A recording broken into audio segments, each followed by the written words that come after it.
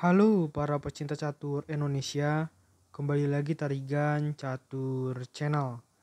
Kali ini admin Tarigan Catur akan menampilkan salah satu permainan terbaik dari turnamen Meltwater Champions Chess Tour Finals yang melibatkan pertarungan antara Grandmaster Shakhriyar Mamedyarov menghadapi Grandmaster Magnus Carlsen.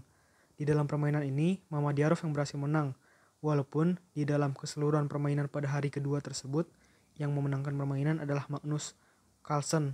Ini adalah permainan catur yang tidak biasa ya di antara keduanya. Yang penting di sini Mamedyarov menggunakan catur buah putih, sedangkan Magnus Carlsen menggunakan catur buah hitam. Di sini Mamedyarov memulai permainan dengan pion E4 dan dijawab pion C5 oleh Magnus Carlsen. Ini adalah pembukaan yang biasa ya, yaitu pembukaan pertahanan Sisilia.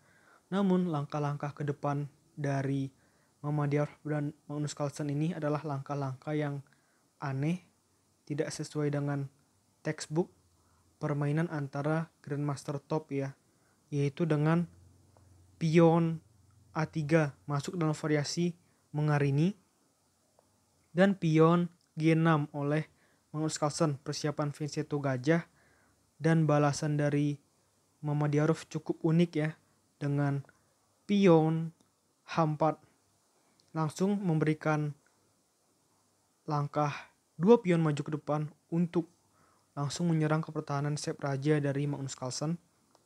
Kuda F6 dan pion E5 memajukan pion satu langkah sembari memberikan ancaman terhadap kuda hitam. Kuda pindah ke H5 dan gajah E2 memberikan ancaman dua kali ya terhadap kuda hitam, sehingga kuda hitam harus pindah lagi dengan pindah ke petak F4, dan lagi-lagi ancaman dari Mamedyarov dengan pion D4 mengajak pertukaran dengan pion hitam sekaligus memberikan tempo ancaman terhadap kuda hitam dengan gajah putih yang ada di petak C1 ya. Terpaksa tentu saja balasan satu-satunya yang terbaik untuk Magnus Carlsen adalah dengan kuda pukul gajah dan kuda pukul kuda. Pion C pukul D4 dan pion H5 langsung ya. Tujuannya adalah untuk merusak komposisi atau struktur pion hitam yang berada di sisi pertahanan sep raja. Gajah G7 dan pion F4 maju terus ya, pion-pion dari Mamedyarov. Pion G pukul H5 dan kuda pukul pion di D4 membuka akses ancaman Menteri Putih terhadap pion hitam yang ada di petak H5, karena jika dipukulnya pakai benteng tidak optimal ya untuk memberikan serangan terhadap pertahanan Magnus Carlsen. Pion D6 mengajak pertukaran pion, dan di sini pion dari Mamedyarov maju terus dengan bergerak ke petak E6. Tujuannya ingin merusak komposisi pion-pion dari Magnus Carlsen ya yang melindungi rajanya. Dan di sini ada langkah selipan Menteri Skak di petak D8 dan kuda menutup. Baru di sini yang dilakukan adalah gajah pukul pion dan benteng pukul pion di petak H5. Kalau kali ini langkah benteng pukul pion lebih bagus. Kenapa? Karena ada tempo ancaman terhadap Menteri hitam. Menteri mundur ke petak B6 dan gajah E3 memberikan ancaman secara tidak langsung terhadap Menteri hitam. Di sini sebenarnya posisinya dari Magnus Carlsen sudah terkekang ya. Dan jawaban dari Magnus adalah kuda C6 memberikan ancaman dua kali terhadap kuda putih. Dan benteng mengancam lagi ke B5, mengancam Menteri hitam, dan Menteri hitam mundur ke petak C7. Kuda pukul gajah di E6 dan gajah pukul C3 skak. Ini langkah selipan lagi-lagi ya oleh Magnus Carlsen. Pion pukul gajah dan pion pukul kuda. Menteri H5 skak dan raja pindah ke D7.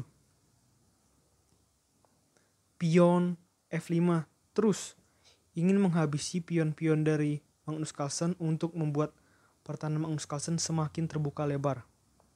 Kuda mundur ke D8 dan rokade panjang oleh Mamadyarov dengan ide untuk menyerang pertahanan Magnus Carlsen melalui lajur F, G, dan H ya, yang sangat-sangat kosong. Dan benteng F8.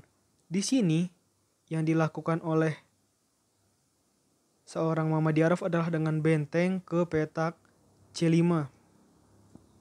Langkah terbaik jelas ya adalah dengan menteri B6. Ini langkah terbaik, bukan langkah Magnus Carlsen. Langkah terbaik ini menurut analisa komputer, dan apabila dilanjutkan bisa benteng E5 misalkan, menteri A6, menteri pukul H7, menteri pukul A3 skak, raja pindah ke B1 misalkan, menteri pukul C3, pion pukul F6 dengan tempo skak, kuda pukul pion, dan menteri E4, benteng F1, misalkan menteri pukul pion skak, dan seterusnya ya. Di sini posisi dari Magnus Carlsen harusnya lebih baik. Namun entah kenapa ini yang dilakukan oleh Magnus Carlsen adalah menteri pukul benteng. Di sini heran juga sih kenapa melakukan langkah ini ya. Sebenarnya gajah pukul menteri pun sudah cukup untuk memberikan keunggulan. Namun di sini Mamadyarov benar-benar menyiksa Magnus Carlsen ya, dengan pion pukul pion dengan tempo skak di E6, raja pindah ke C6, dan gajah pukul menteri, pion pukul gajah. Di sini jelas Mamadyarov sudah pasti menang, tetapi Magnus Carlsen masih ingin melanjutkan permainan. Benteng D7 dan raja B6. Benteng pukul pion di E7, kuda C6. Benteng F7 mengajak pertukaran-pertukaran aja ya kalau sudah unggul perwira. Benteng E8 mengincar pion, dan menteri pukul pion di H7, benteng pukul pion di E6. Benteng pukul pion di B7 dengan tempo skak, dan raja A6. Menteri skak di D3, dan raja pukul benteng di B7 seakan-akan memberikan benteng secara gratis.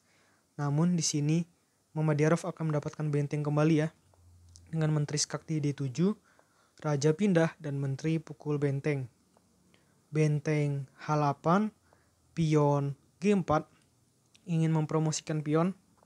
Benteng skak di H1, raja pindah ke B2, benteng G1 mengancam pion, menteri F5 semakin mempersolid posisi pion ya. Kuda A5, pion G5, kuda skak di C4, dan setelah Mamadyarov memindahkan raja ke petak A2 karena sudah tidak ada lagi tempo ancaman terhadap Mamadyarov, di sini Magnus Carlsen memutuskan untuk resign dari permainan ini untuk melanjutkan ke pertandingan Armageddon ya. Oke, ini adalah permainan yang sangat bagus dari Mamadyarov karena pertandingan ini harus menang. Jadi kalau memakai hafalan dari pembukaan sampai middle misalkan, tentu Magnus Carlsen sudah hafal sekali ya di luar kepala, sehingga di sini Mamadyarov menyajikan permainan yang berbeda dengan memajukan pion di sisi paling kiri dan sisi paling kanan sekaligus. Oke, menurut admin Tarigan Catur, video kali ini cukup. Nantikan video-video selanjutnya tetap di Tarigan Catur Channel.